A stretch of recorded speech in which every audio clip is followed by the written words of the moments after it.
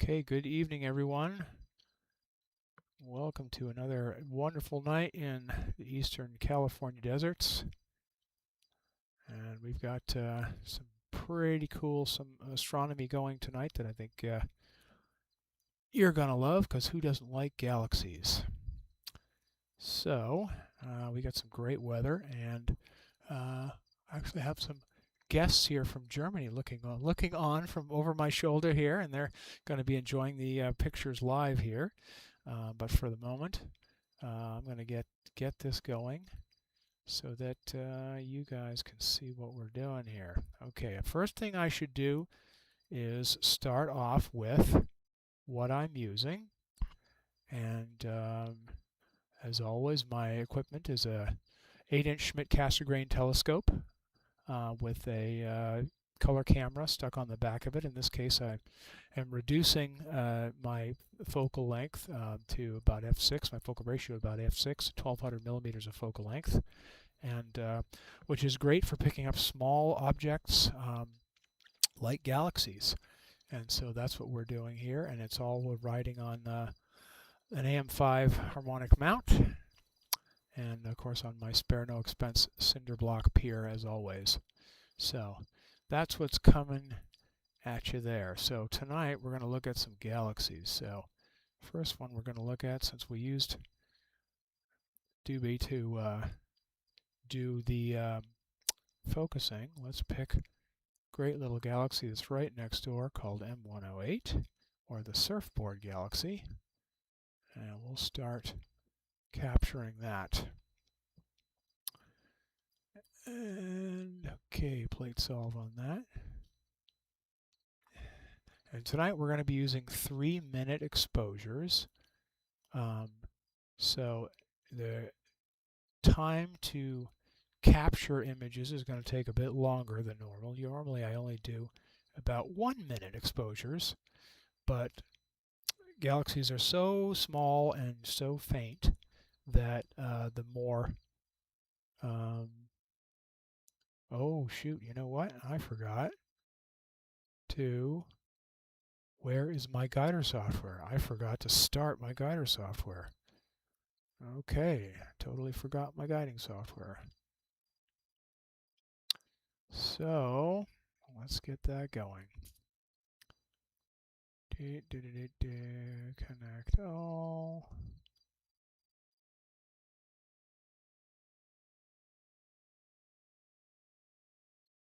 And now everything is going really, really, really slow.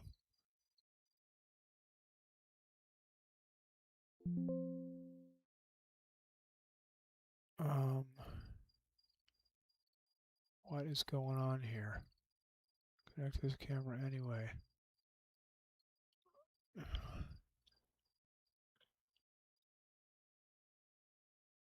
I don't... What is going on here?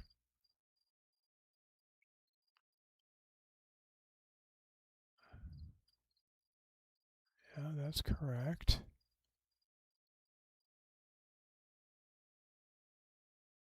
Connect the camera.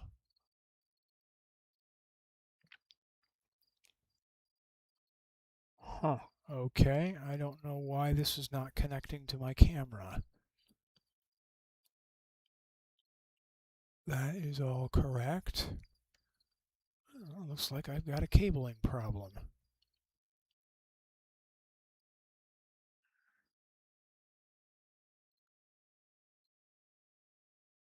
That's the correct profile.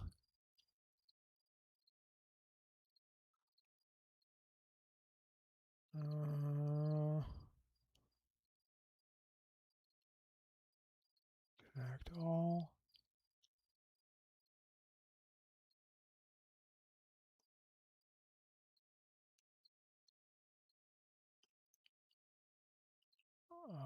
Okay, I don't understand why this is happening.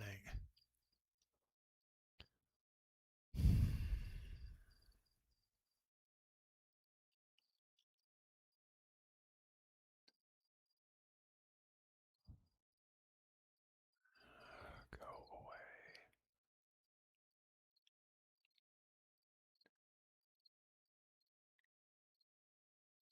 By changing cameras, I am not changing cameras. Why is it claiming that I am changing cameras?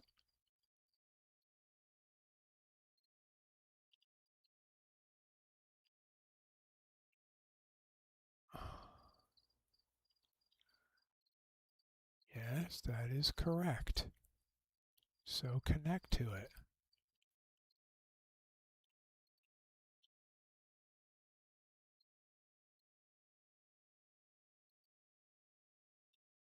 I don't get why.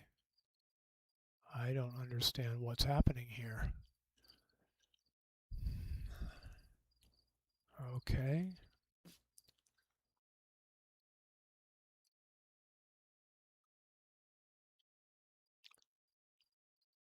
Huh.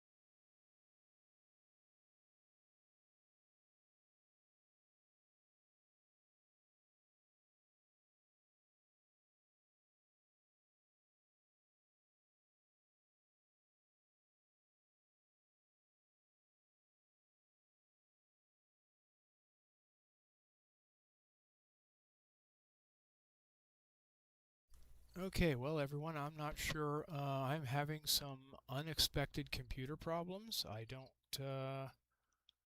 understand why my guiding software is not working, but it's not.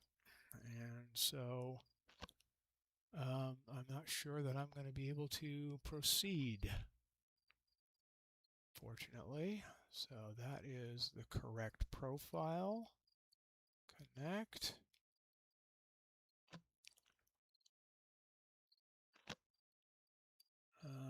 Okay.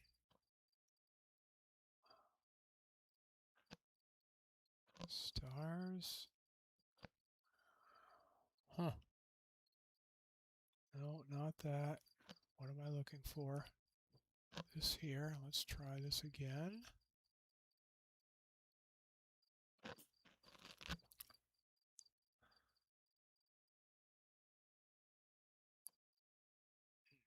Okay, well, it now seems to be working. Computers. Can't live with them, can't live without them. Okay, so well, everything seems to be working now. I'm not sure that I did anything different, but it all now seems to be working, whereas before it wasn't. Okay, in any event, this should be M108, the surfboard galaxy. And we should have an image popping up on the screen here soon. M108.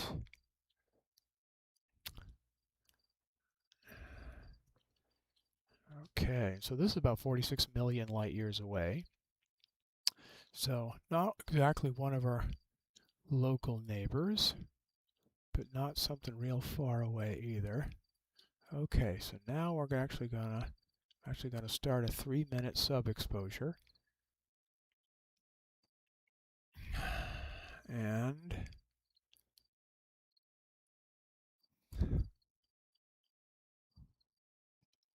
Okay, so we can get at least, this is not going to be a very good image of it because it's just a preliminary sub, but yeah, this will give us an idea of what it's going to look like. And in about 3 minutes, we will actually have something that looks good. This looks really bad because it's just a quick exposure to make sure that I do have the target in sight. And so now it's actually going to take a 3-minute sub exposure. Now I need to actually shrink this down because my broadcast does not actually broadcast the whole screen. It actually just broadcasts a part of it. So you can see it's not, I don't have the whole window in. I need to shrink the window, and I need to shrink it to this size because I keep my browser window to the correct size of the broadcast, so that this will now then be in the screen. And then we take this and we bring it up here.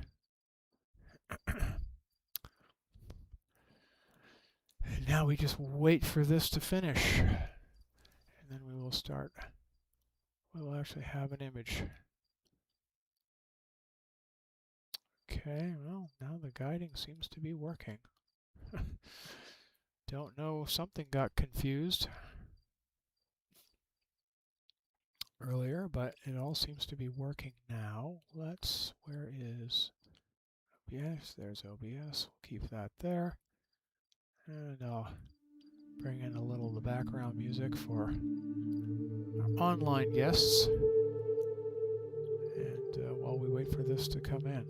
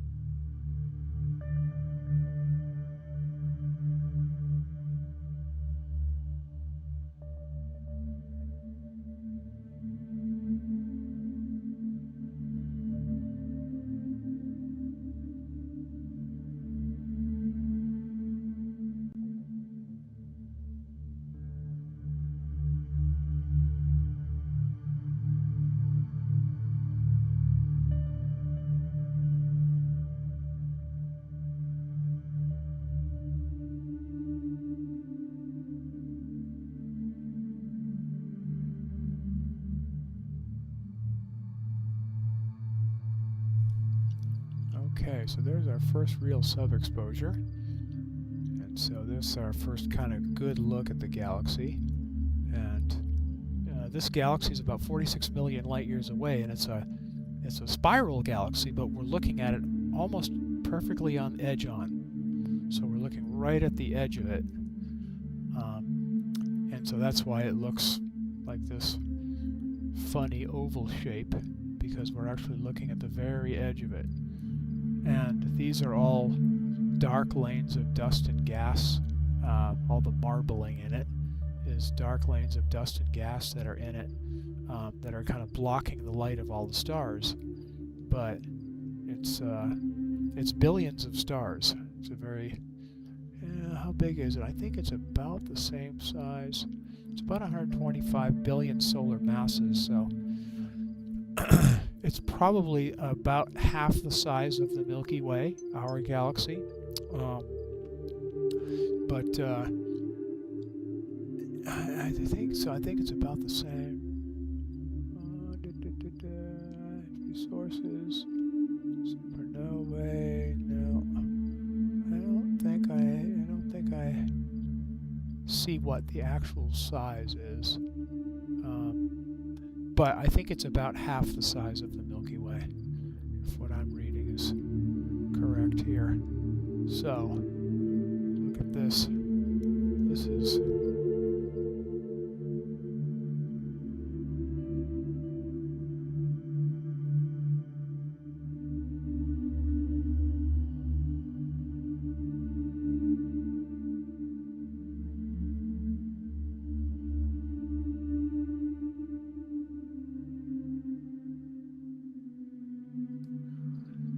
Hi, Cosmic Ray. Yeah, tonight I am doing the my tried and true C8 with an f6.3 reducer and a 183 camera on the back. It's all riding on an AM5 as always. So that's what's on tap for tonight. Just about to have the second sub-exposure land, which should help clear the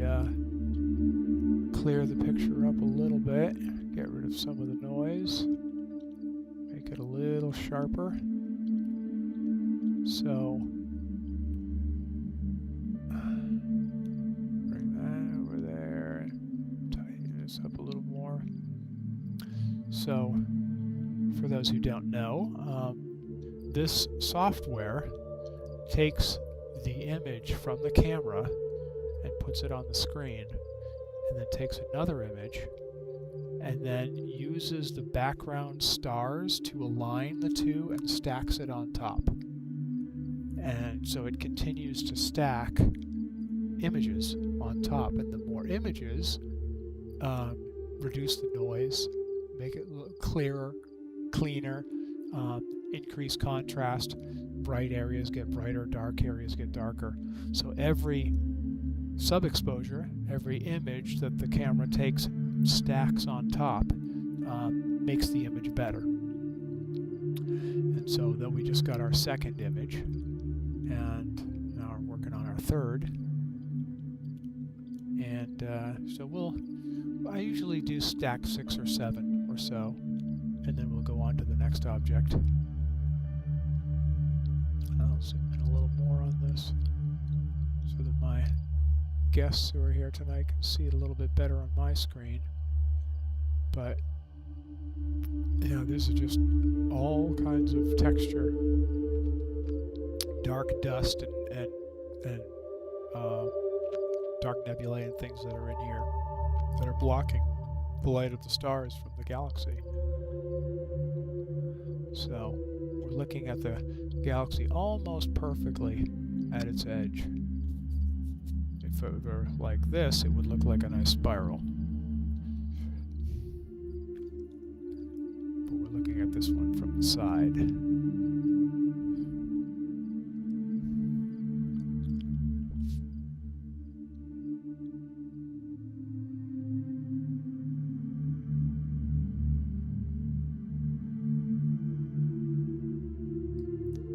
How did I determine the exposure? I just know what works best for these kind of targets and for my scope and camera setup. So I know that 3 minutes works pretty well for this type of thing. So, hi Ronald. I'm doing pretty well. How about yourself?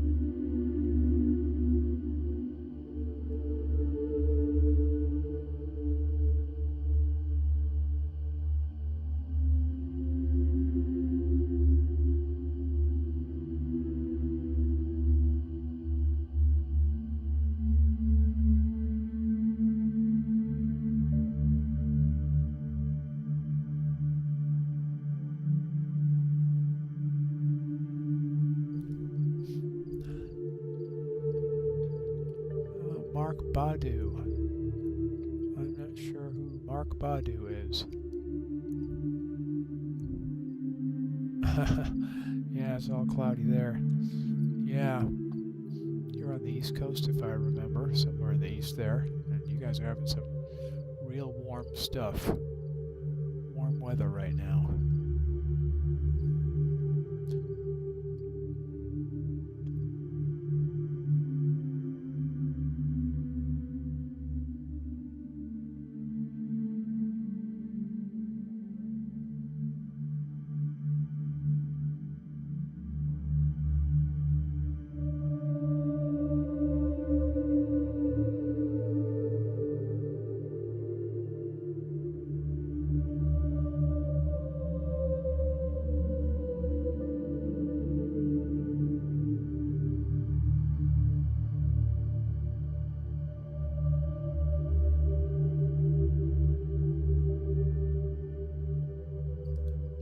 This is continuing to load.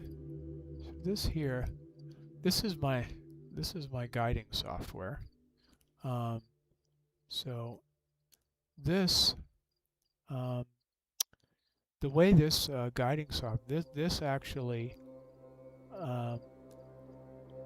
keeps the telescope very precisely tracking on the target, so that it doesn't smear with the exposure. It does not get a bad exposure.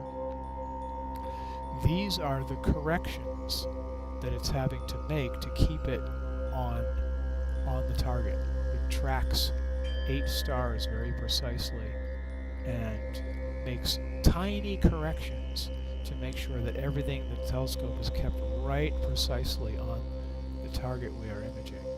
And so this is little movements the telescope is doing to keep it tracking precisely. The software tracks that. And that's actually what the small telescope is with the little camera. That is actually taking this image, and it is the one actually guiding the telescope. So it's called the guide scope and the guide camera. And so that's what this piece of software that I had trouble with earlier is doing.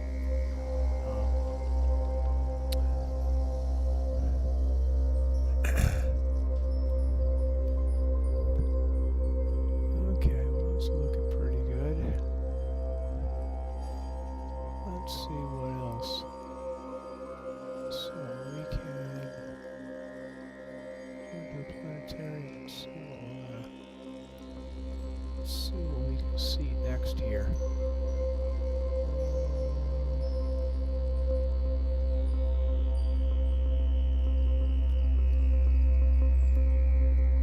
So there's these red circles here are more galaxies. Where is...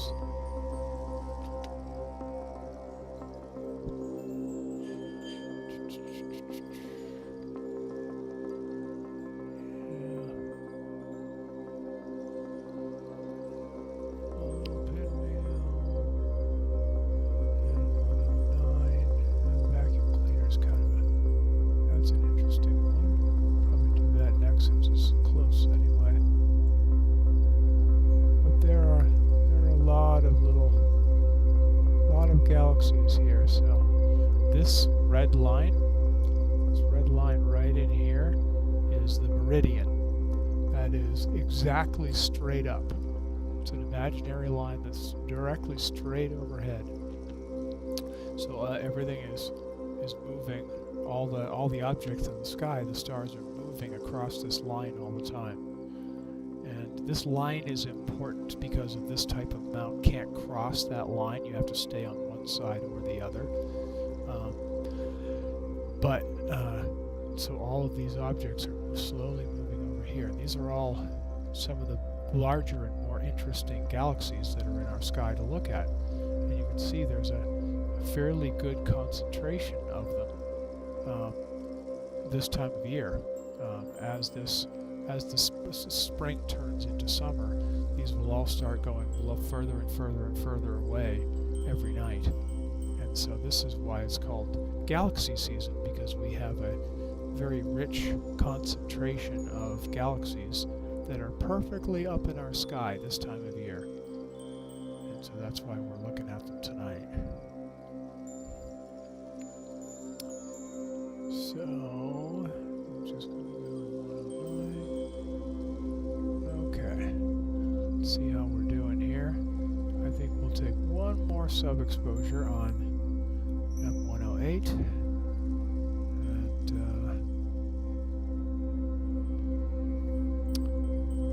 And then we'll move on to the vacuum cleaner galaxy.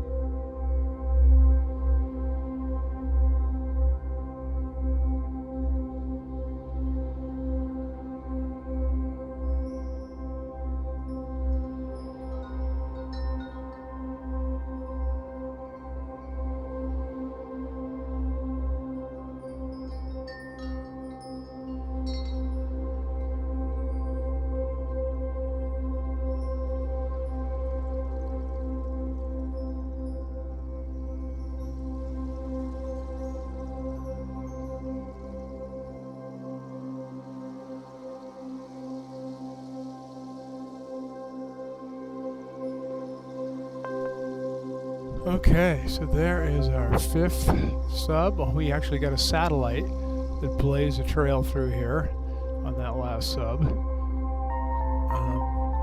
Yeah, I just got them a couple of chairs, so that's good.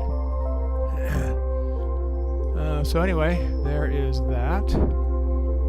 And so now let's go do the different one, vacuum cleaner galaxy.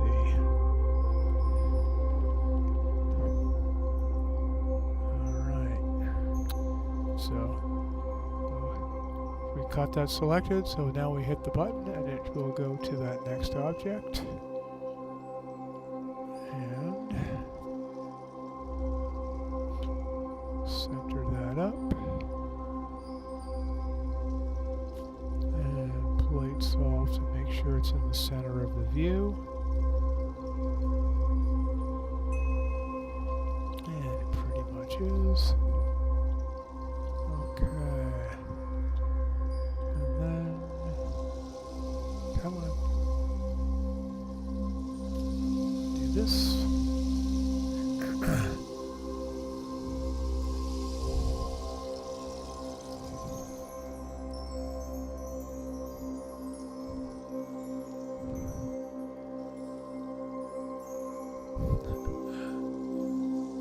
Okay, we'll take the first 60-second sub-exposure. And then we'll take the first real exposure. Good evening, Autopilot, and good evening, Mike. Nice to see you guys. Make sure we are on our object here. This next one will will be the vacuum cleaner, or Messier 109. And so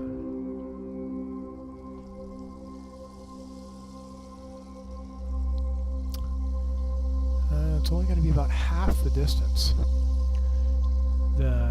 of the first one we just saw, but this one we're actually going to be looking at almost face on, so we're going to see the whole spiral rather than just looking at the edge as we did for the surfboard galaxy we were just on.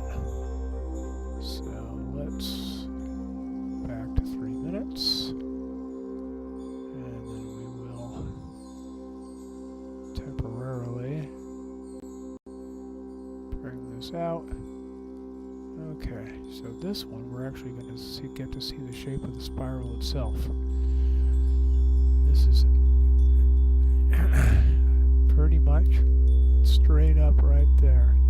So again, this is as I told you guys, I have a few actual guests here tonight with me, so I'm going to be talking to them and to you. So yeah, this is almost straight up in the sky, like right up there somewhere. Oh no, there's only one galaxy that you can actually see naked eye, and that's the Andromeda galaxy. Anything else, you can't see this stuff with naked eye. Binoculars, you can see a good handful of them, but not this one. Not with naked eye. This is about 25 million light years away. So, yeah. Well, the first one we just looked at was 46. So this one's about half the distance. So it's not quite one of our near neighbors. Like the Andromeda galaxy is only 2.5 million light years away.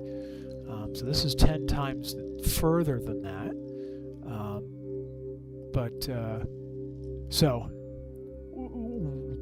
the light we are seeing from this galaxy right now left it 25 million years ago. So we are seeing this galaxy as it looked 25 million years ago. We have no idea what it looks like today. We'd have to travel all the way over there to see it. Because it... Nope.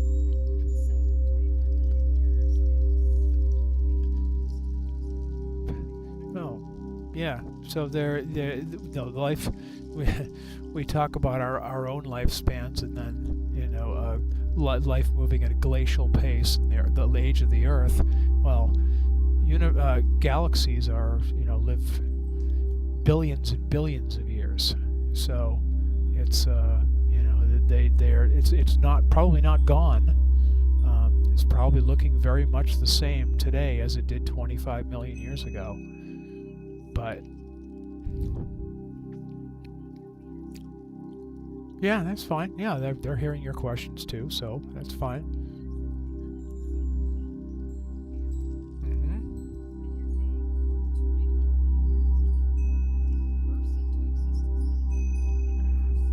Oh, sure. No, I didn't say it burst into existence.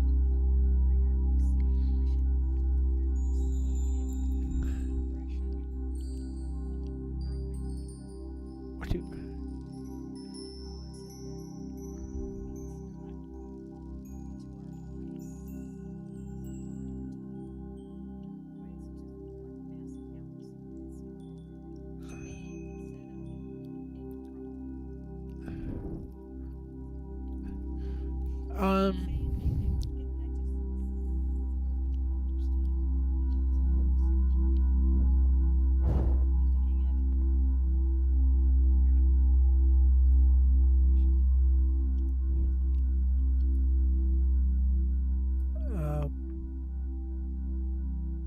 in a progression. I'm not sure what your question is.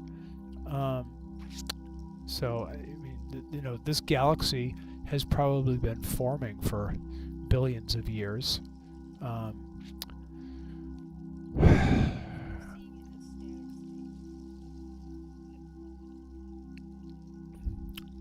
Yes, I guess that's true.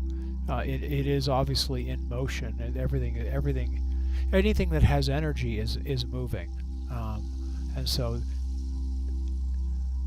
because it's so far away, the distances are so vast that it takes centuries for us to be able to actually see any sort of motion in this. It's moving very, very fast, but it's so far away that it takes a long, long time for us to notice any difference. Even with the stars in our own galaxy, which are much, much closer, they're all within the Milky Way. Everything you see above your head right now with the naked eye is in the Milky Way galaxy. I mean, it's all here. These are all our stars. And even in 100 years, you will notice that even though all these stars are moving really fast, tens of thousands, hundreds of thousands of miles an hour, relative to each other, some moving together, some moving different directions, everything is moving. But even if you look at photographic plates from observatories from 100 years ago, you'll see very, very little. The differences in between the spaces of the stars and how much they've moved will be virtually imperceptible, because they're so far away and the distances are so vast that even as fast as they're moving, it's not really noticeable, because they're so far apart and they're so far away.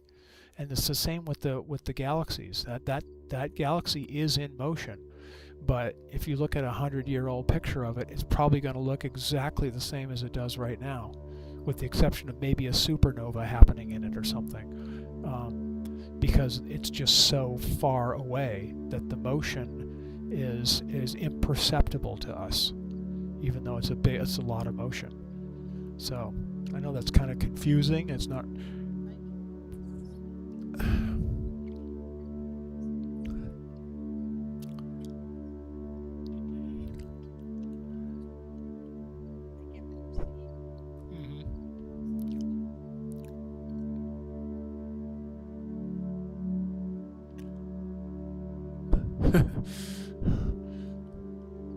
Well, when it does, write a book.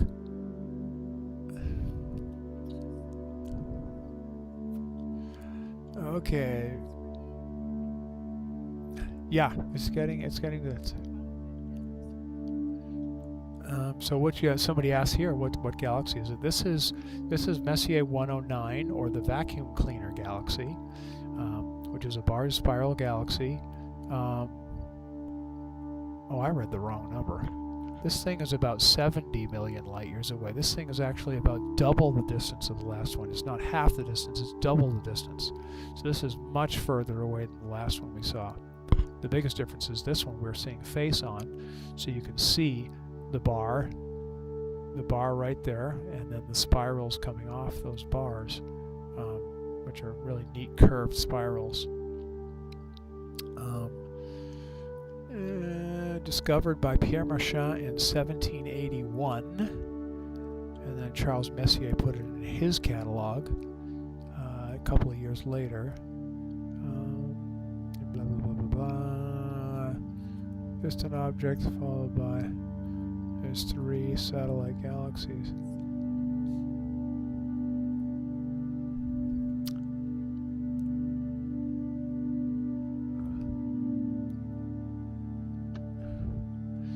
Yeah, well, I'm not really set up here for a crowd, so you kind of make do with. I'm set up for online crowd, not in-person crowd.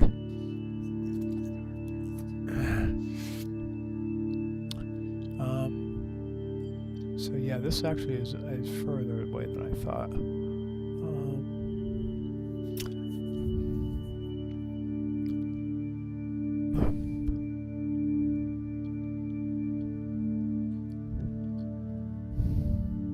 And we also have another little galaxy here.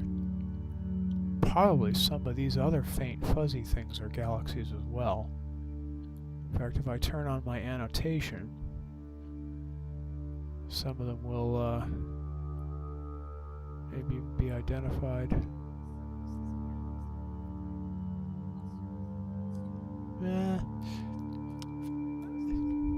Yeah, this whole area is very rich with them. So these two here are also little galaxies. Some of these others, I'll bet, are also galaxies, but I don't have them in my catalog because they're too faint.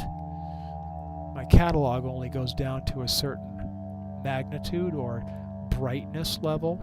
Galaxy catalogs are organized by how bright the galaxy is. And so on the magnitude scale, I only have a catalog that goes down to mag 18. And so some of these are probably 19 or 20 or more. And so my catalog just doesn't have them because there's too many to have in the catalog. But these two here are definitely galaxies. And whether they are satellite galaxies of this bigger one or not, I don't know. Because galaxies have satellites just like our planet has satellites, and our sun has satellites called planets, and the Earth has a satellite called the moon, and a couple things Elon Musk has put up. But galaxies also have satellites too. They have satellites of other smaller galaxies. In fact, the Milky Way itself has a number of what are called dwarf galaxies that orbit the Milky Way. And so they're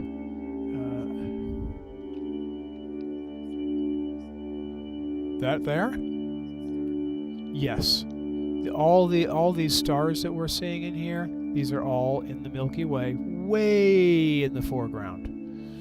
So any star we see in here is in the Milky Way. We can't see stars outside of our own Milky Way as individual stars. We see galaxies that are composed of billions of stars, but we can't make out the individual stars because they're too far away. All we can see is their combined glow and shape, which makes up the size and shape of the galaxy itself. But yeah, well, there may be more, but they're too dim for us to actually see. So you can see we got a couple here, we got one there, and a couple here. But these are all in the Milky Way. So these are, a few hundred or a few thousand light years away, whereas this is 70 million light years away. So they're all very much in the foreground, with the exception of these other galaxies that are obviously well outside the Milky Way, maybe even further away than this one.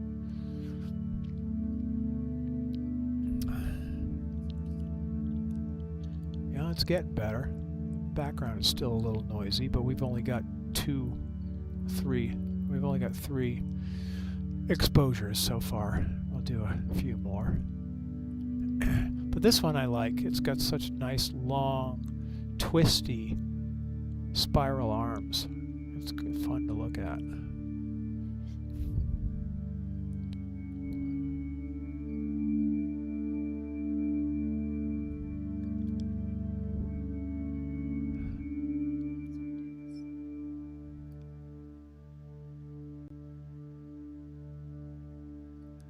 Brighten it up a little bit.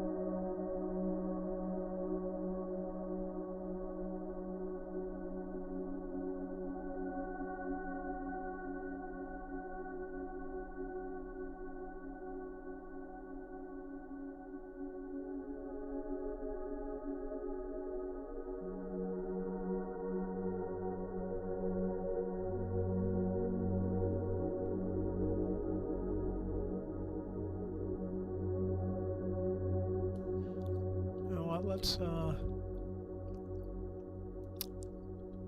what else? I want to do. Let's do a different one. I'm gonna have to flip over the meridian. 101. Yeah, baby. I think I'd rather do.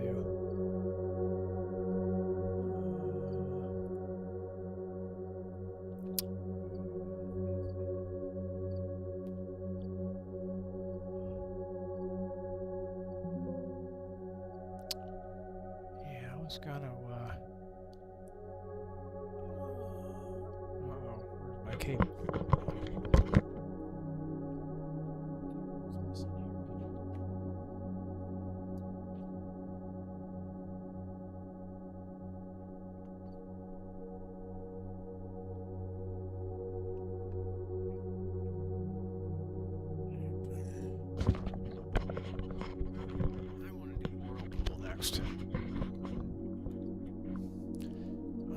I was going to save that for later, but these guys are here now, so I'm going to show it to them now. So, alright, there's the vacuum cleaner. Let's do the Whirlpool, which is a pretty spectacular pair of galaxies that are interacting, and they're pretty close to us. So now this is going to... Remember I said the meridian, and my type of mount does not like crossing the meridian. Well, we're going to go over on the other side. To do that, it's going to have to completely flip around. So we're going to do what's called a meridian flip to see this one galaxy that's on the other side that I was going to do later, but you guys are here now, so let's do it now.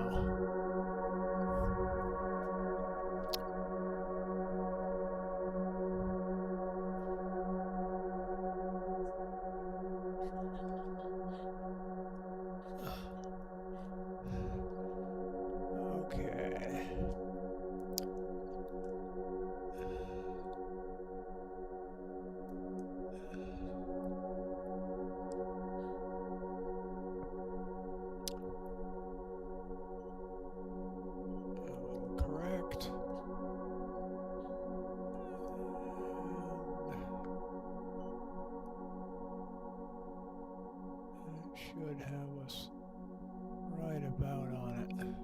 Yeah, it's kind of right there. Okay, so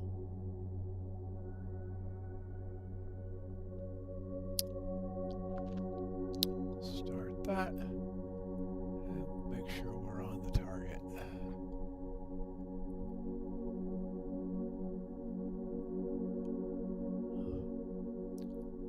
Take a few seconds on this here.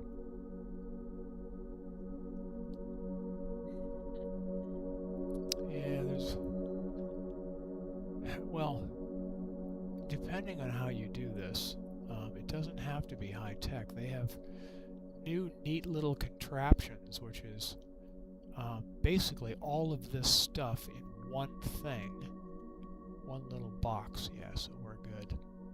This is going to be about right. Okay, so in 3 minutes we're going to see something decent, but this is basically going to be two interacting galaxies that we're going to see. But these days they have basically everything you see here: the computer, the guide scope, the camera, the regular telescope, all of this in like one little box that you set on a tripod, and it automatically, I mean, you guys watched me go through the polar alignment procedure to get it precisely aligned. It does that automatically, and it just basically, you just kind of set it on the ground and turn it on, and it sort of does everything by itself. And it as little as $500. Yeah. So it's they're making these just all-in-one sort of little things that pretty much anybody can use, and you operate it from your phone or your tablet or whatever, and it does everything on it. So it's like all this stuff in one little box. They've just come out with them in the last couple 3 years, and they work really well. You know, they don't get as high a quality an image as I probably get with this, not as high a resolution, but they're still pretty darn good images for what they are, and anybody can use them. It doesn't require any real specific knowledge. you don't have to know the computers and the networking and all this software stuff because it kind of just does it all automatically. So, I continue to use this setup because it's what I've used for the last several years, but it does not have to be this complicated. You can make it happen much more simply.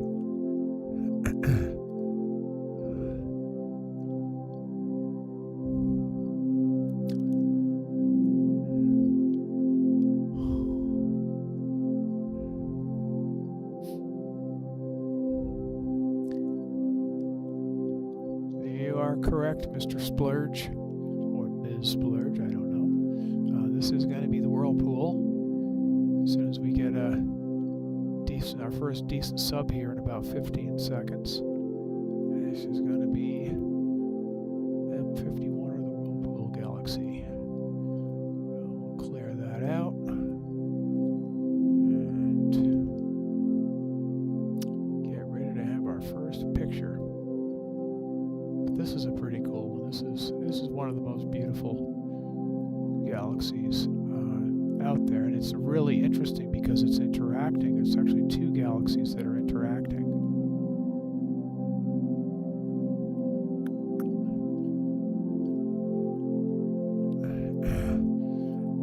That's a good question. Let's find out. You talked about memorizing stuff. I never memorize anything that I can look up. So the details like that I don't memorize. It's about 77,000 light years away.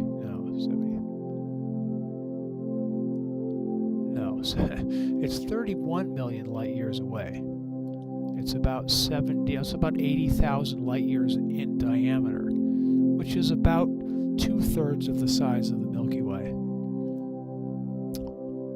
And that's the big one. Altogether, they're probably about the size. Combined, they're probably about the size of the Milky Way.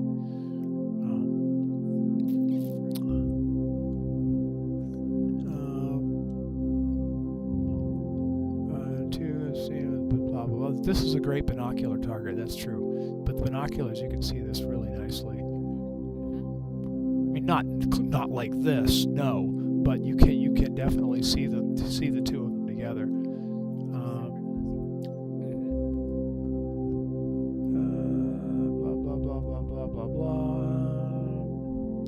Discovered in 1773 by Charles Messier. Put it in his catalog at number 51.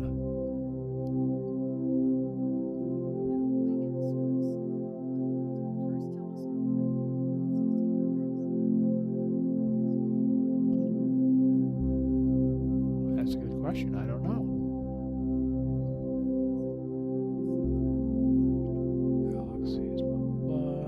Astronomy, visual appearance.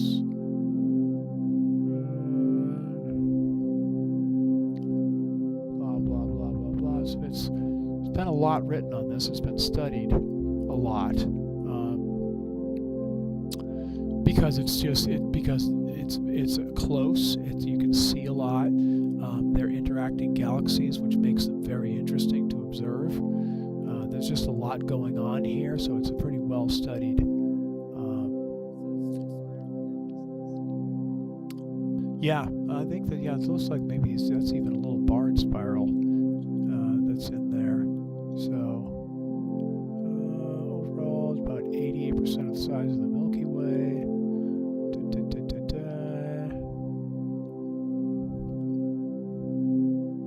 Overall, the galaxy is about...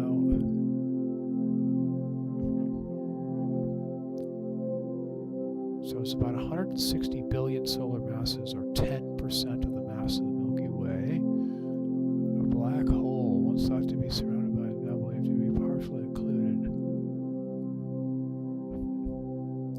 So it has a black hole. Well, this one definitely has one, the bigger one.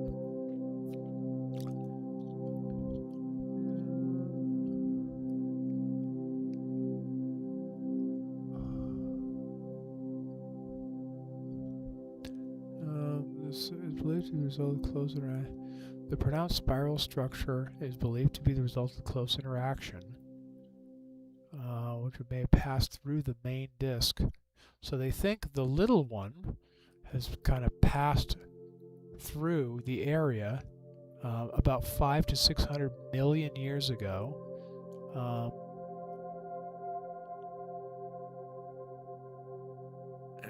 Yeah, so this one is slightly behind the bigger one, but in their interaction, but they came pretty close to each other about 500 million years ago.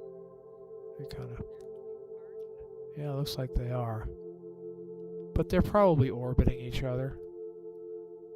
But right now they're pretty close.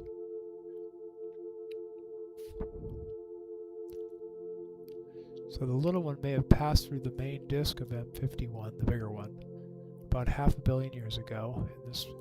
In this scenario, it came from behind the bigger one through the disk toward the observer and made another disk crossing as recently as 50 to 100 million years ago. So yeah, I think they said it came forward. The little one came forward and is now going back behind again. And they said it came through the disk. So yeah, I would think that would have disrupted this spiral structure a lot more, but that's their theory.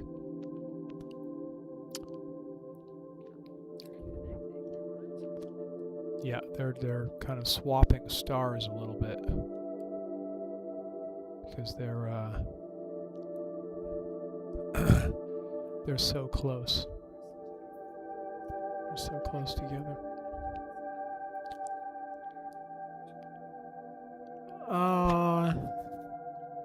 Well, yeah, who knows? Light years.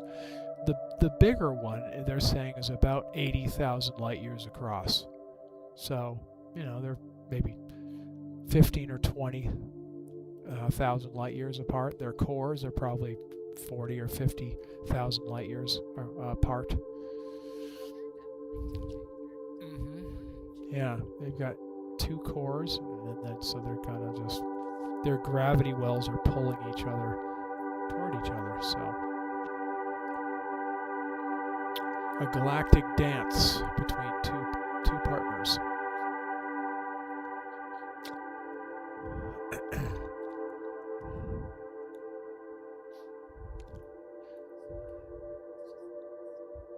So since we were talking about those, I said those boxes, those all-in-one boxes who could do it all, they're now talking about them. So Cosmic Ray has the C-Star 50, the 30, and he has 3 of them. The S50, the S30, and the S30 Pro. And so those are basically ZWO's version of the little box called C-Stars. And the S50 is a 50 millimeter aperture lens, and the 30 is a 30. And so, yeah, here's another guy. Craig says he has a 30 and a 50, and just got a dwarf mini, so that's another kind. So they've got collections of them. I love the way I can shoot 3 different objects and switch and check on them. As a retired disabled, the smart scopes are wonderful. They are definitely easy to use, and easy and simple, and you're not having to go through half an hour of setup every night like these guys just saw me do tonight. Yeah, well, tonight while you were gone, actually I had these guys can tell you my guider would not work correctly, so I had a bit of a problem actually earlier, and yeah, somehow it got over itself and now everything's working. So yeah, it's working now, but in this case I have to watch this meridian. Now remember how I say this mount, I can't cross the meridian because then it will actually have the telescope crashing into the base. So I have to watch this red line. As soon as this object gets to this red line, I have to come off the object. Otherwise, it will crash into my pier. So I just have to watch this. And that's why I was going to wait until this one came across the meridian before I started on it. But with you guys being here, it was a good one to see now. So at least you'll be able to see one really big, pretty one. Well, that's my job, right? If I send you to bed with stars in your eyes, I've done my job. So, give you sweet dreams with all kinds of galaxies in them.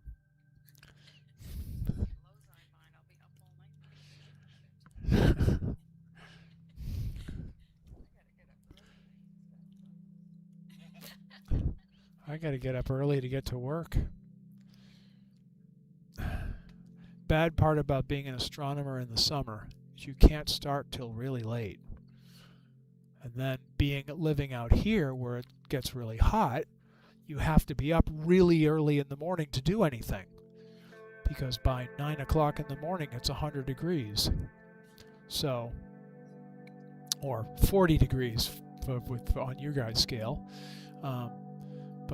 Yeah, so you don't have a whole lot of sleep time at night when you're doing astronomy in the summer here. So that's why we have the concept of the siesta, a nice 1 to 2 hour afternoon nap, which is very nice in the summer. I didn't till I lived out here, but I'll tell you, taking naps in the summer, it didn't take me too many summers living out here before I started doing that, and now it's great. I take naps in the summer, and in the wintertime I just go back to normal operation, but in the summertime you have to, otherwise, I mean, I can't run on 4 hours of sleep, 5 hours of sleep at night. That's not enough. So the naps really help.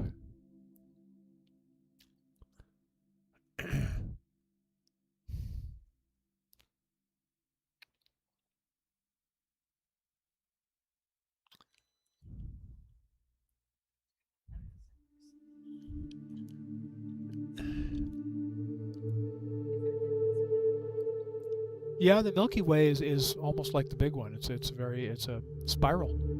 Yeah, it's a three-arm spiral, I think. Yeah, so it's how many we got? One, and it looks like two. 1 and 2. I don't think, do they call it a barred spiral? 2 very prominent spiral arms. 1.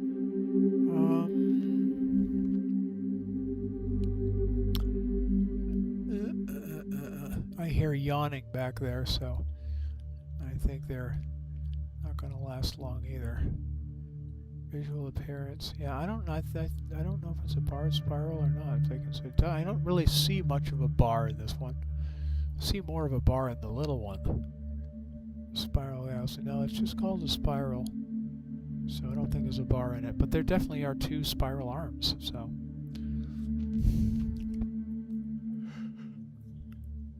Now I've started.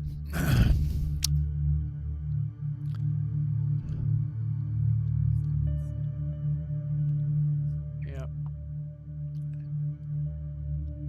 Thank you for coming over. Sure. Yeah. Yeah. Yeah. You are very welcome.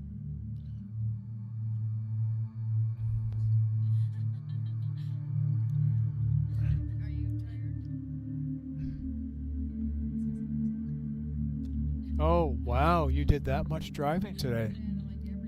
Wow.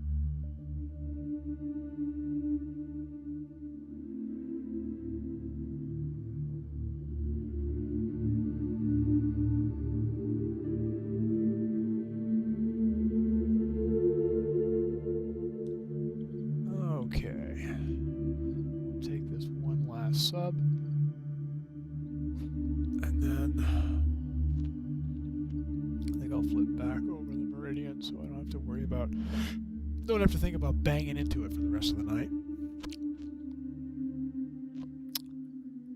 And we'll go do. And then what are we gonna do next? There's so many to choose from. Yeah, there's so many of these little ones in here.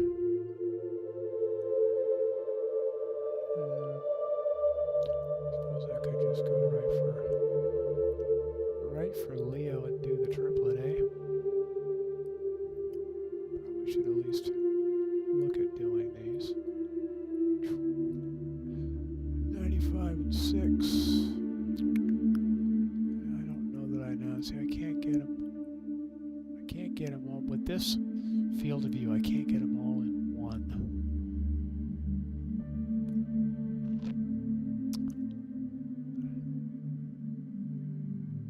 I think even the trio I can't get. I think I can get 2 out of the 3, but not all 3.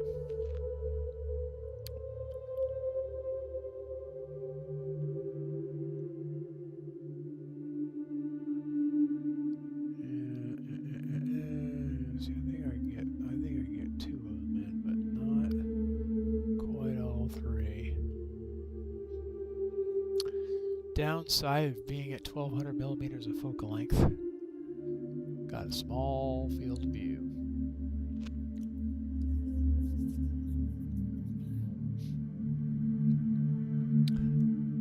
Alright, M51. Beautiful. As always, a crowd pleaser. Let's see if I can get these 2 in there. Flip the meridian again. Go back over where we was.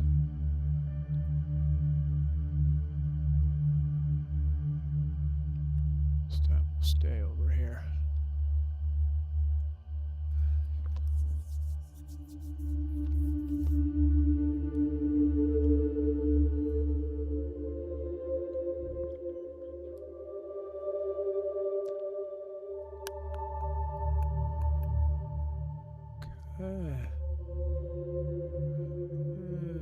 Plate solve to make sure we're actually there.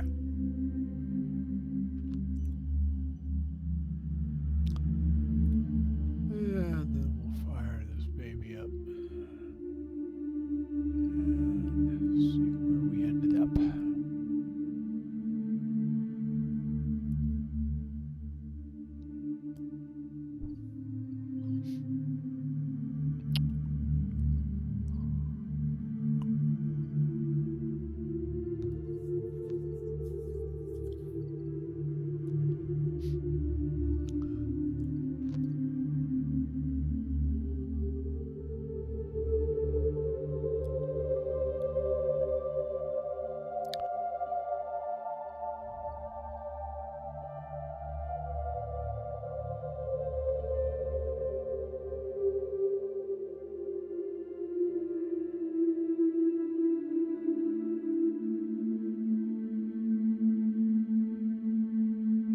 So we gotta move it down a little bit.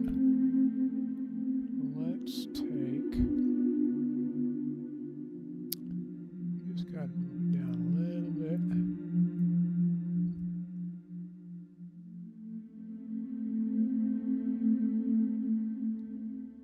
Nope, other direction.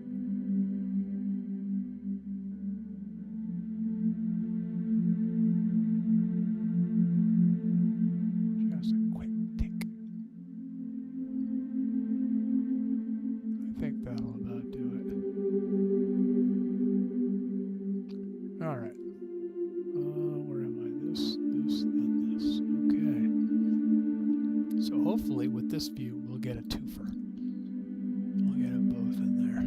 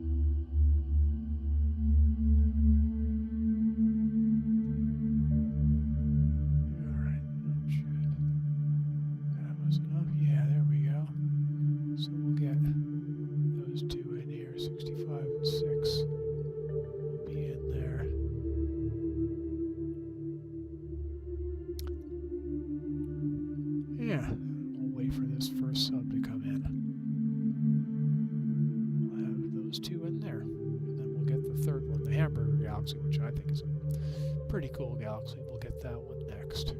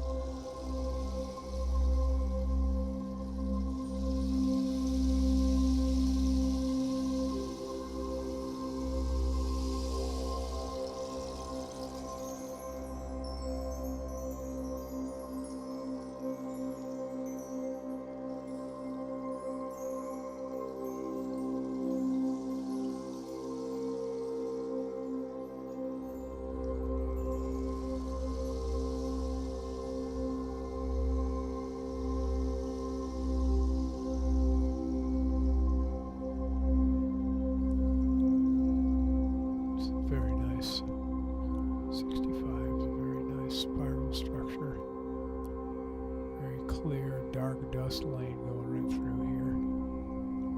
Some light spots over here. More dust out here.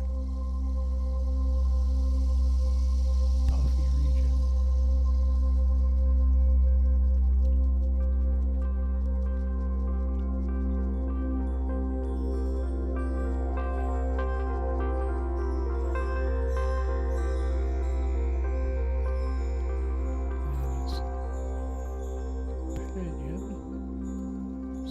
The more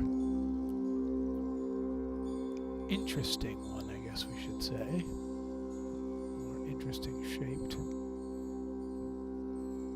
Dust lanes kind of throughout it. Barred. Definite barred central core here.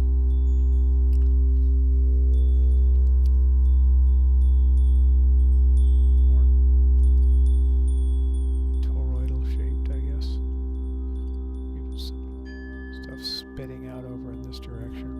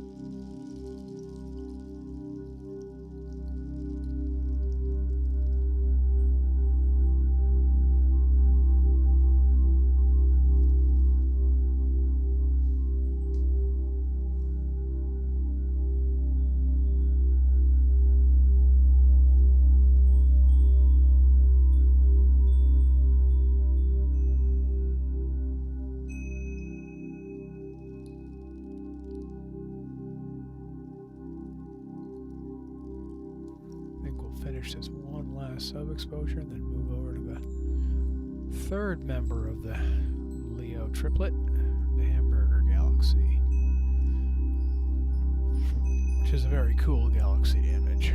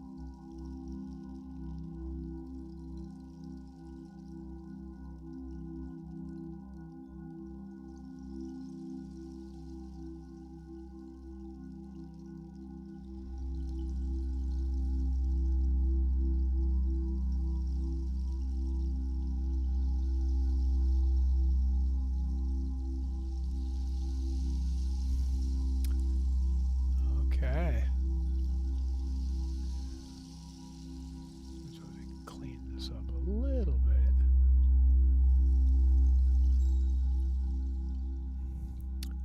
One last look at these two southernmost objects of the Leo triplet. And then we will go and grab the third member, the hamburger.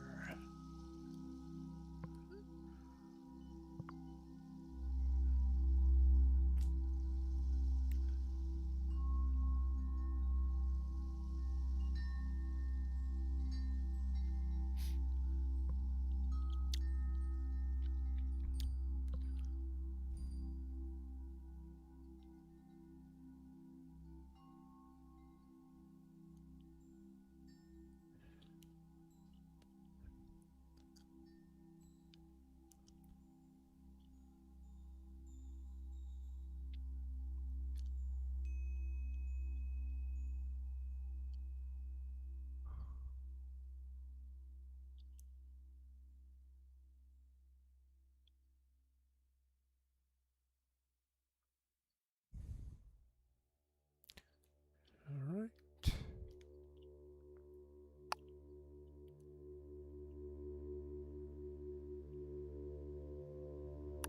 Yeah, there it is.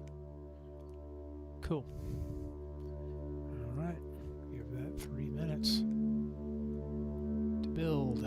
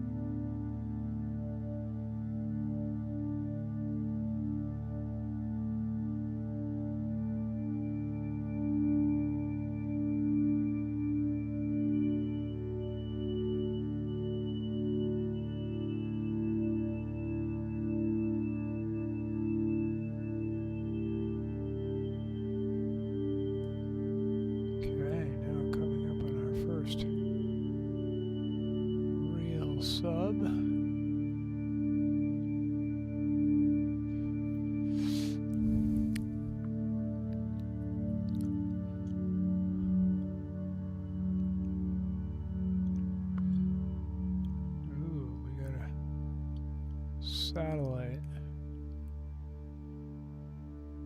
trying to come in too. Or maybe it's leaving. We can hope that it's leaving and not arriving.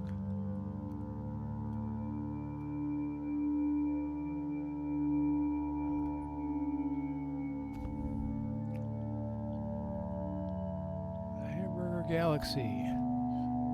Cool looking direct edge on galaxy with a nice dark dust lane around the outside of it that bisects the bright core of the galaxy pretty nicely, almost perfectly.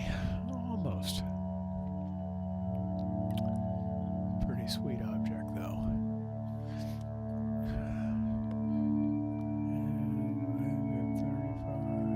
3628.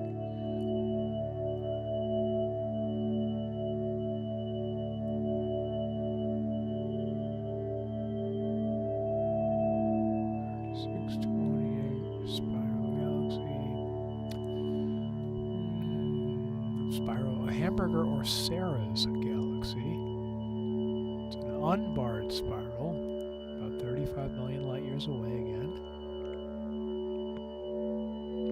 Same as M65 and 66, which we were just looking at. Discovered by William Herschel in 1784. It has approximately 300,000 light year long tidal tail.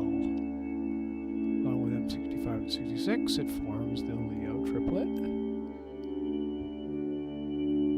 Its most conspicuous feature is the broad and obscuring band of dust located along the outer edge of its spiral arms, effectively transecting the galaxy to the view from Earth.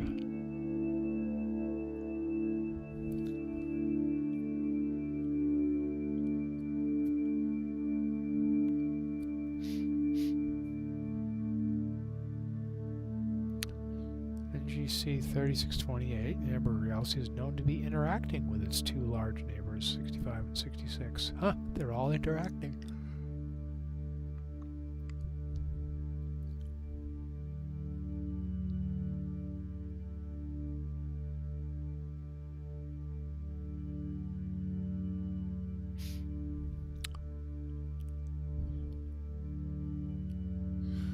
The name Sarah's galaxy is thought to refer to poet Sarah Williams, most famous for the poem The Old Astronomer.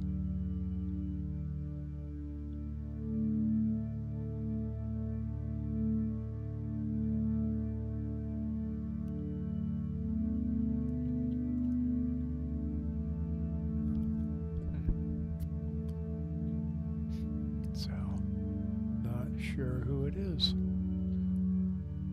1837 to 1868. She only lived to be 31 years old.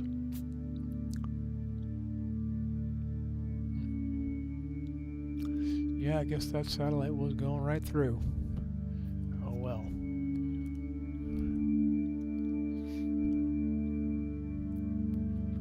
It did mess up our object, so I'll leave it.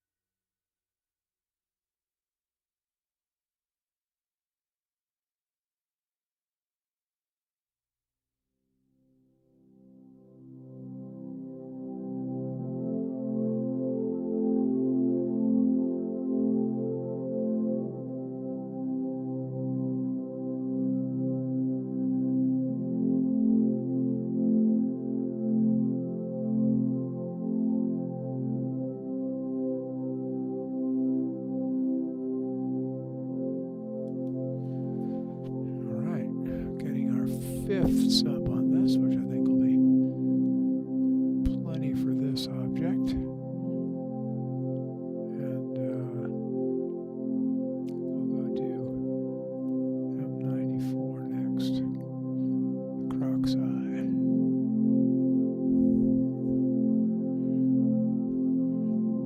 This is a very cool galaxy. That dark dust lane is just really, really neat.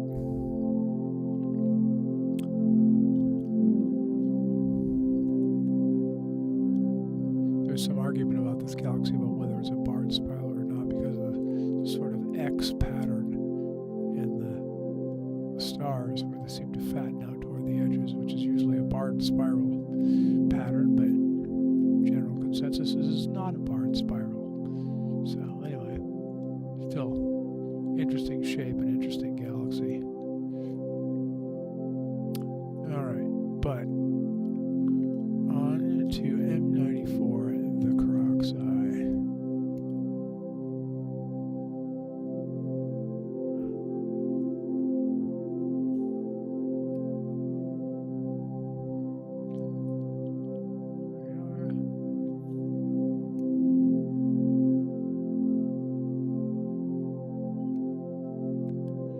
The Croc's Eye.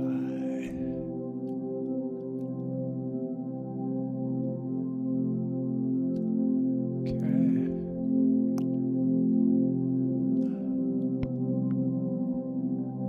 I think that's it right there. Suck it right up into the middle. Boink. There we go. And let's roll.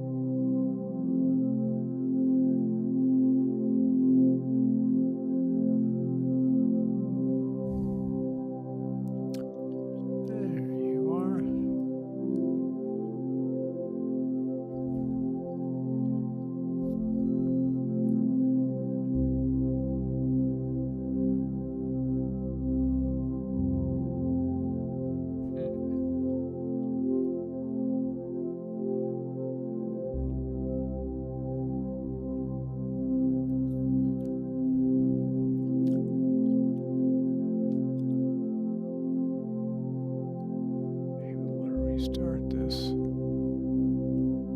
Guiding was a little bit messed up, so we will restart this before it gets too out of control.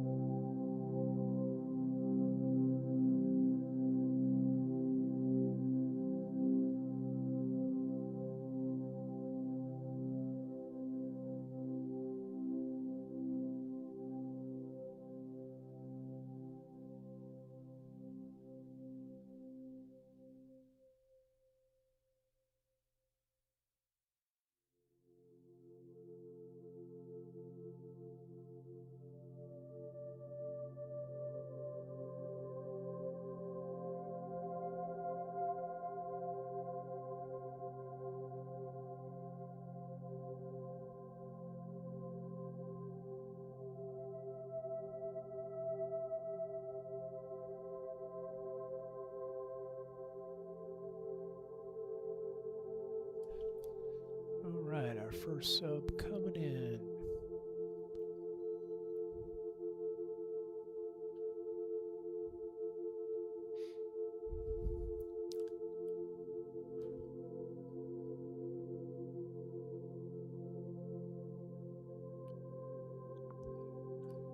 Croxi is a pretty cool galaxy.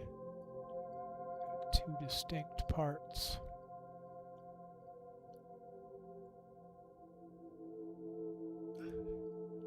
An inner and a bright inner part and a more fuzzy, fainter outer part. But both of them have some interesting texture. So it'll be interesting to see, to watch it develop as the sub-exposures come in.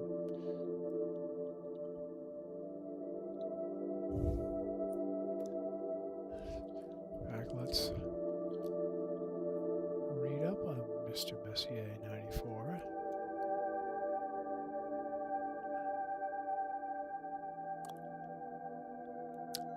The cat's eye, or croc's eye.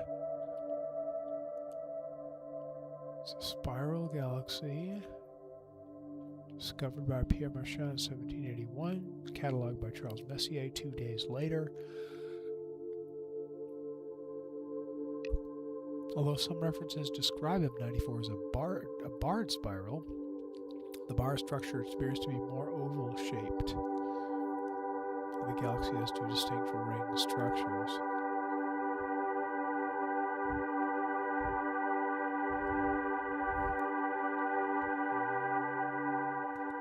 M94 hosts a supermassive black hole with a mass of 1.6 times 10 to the 7th solar masses.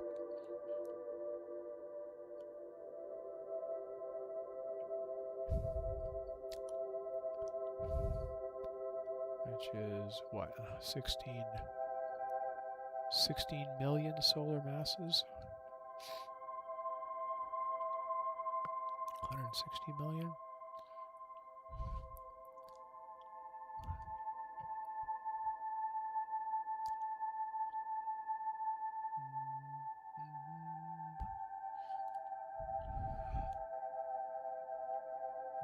Has an inner ring with a diameter of 70 arc seconds, given its distance about 5,400 light years across, and an outer ring of about 45,000 light years.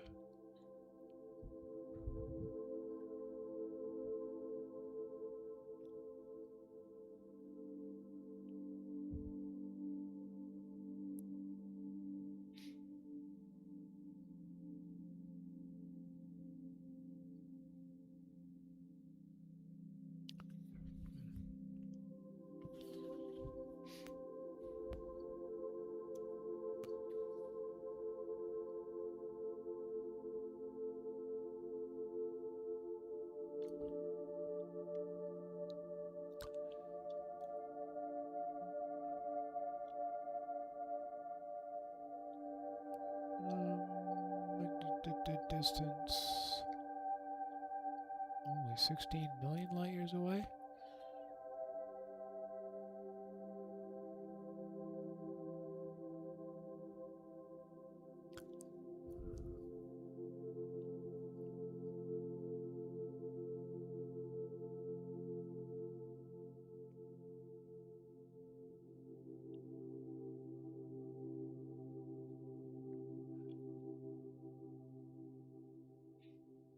About 16 million light years away, which was pretty darn close.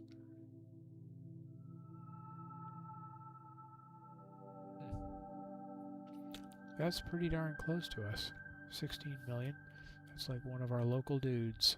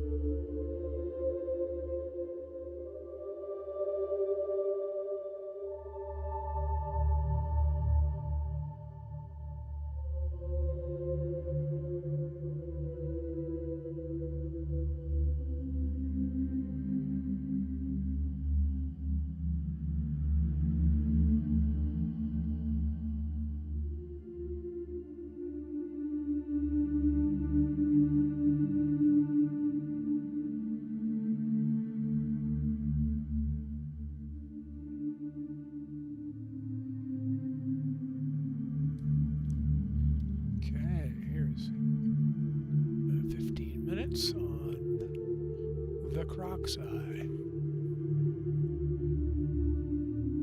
Love the swirly patterns in the star clouds and the outer part of the ring. A little harder to see with it stretched quite so much, but it's quite a contrasty object. The inner core is so bright. The outer part is so so interesting. But to see the outer part, you have to turn the inner part way down, or turn the inner part way up to the point that it's blown out. But it's a cool looking galaxy. Pretty cool looking. Love the swirly texture in it. Alright. Next we're going to do M106.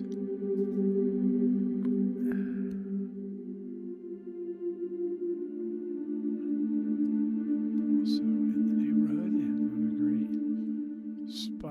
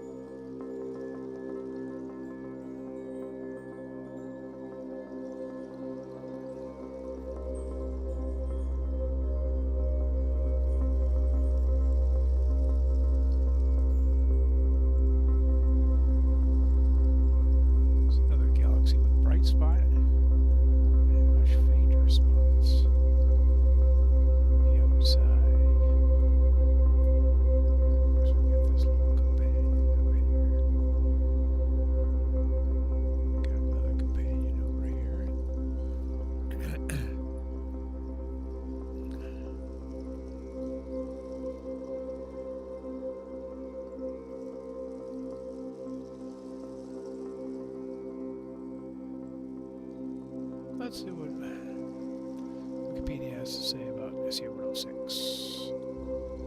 Intermediate spiral galaxy, discovered by Pierre Rochette in 1781. This one is only 22 to 25 million light years away, so not too far away. It has a central supermassive black hole.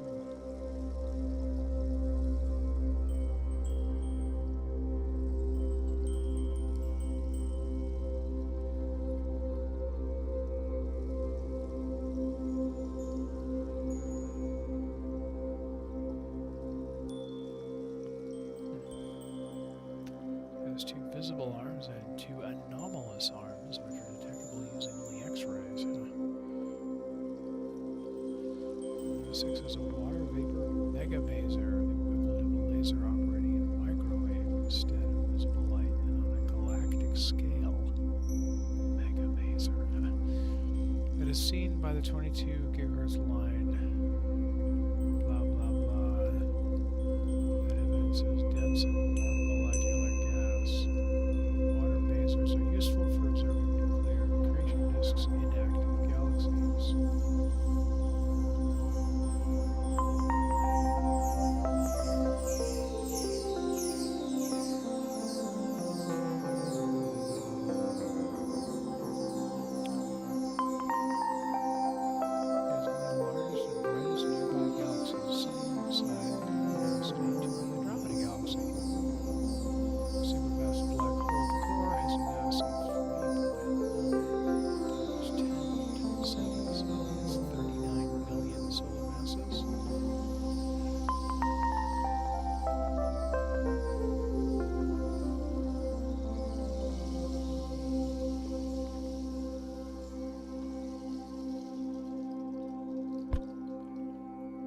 Six has also played an important role in calibrating cosmic distance ladder.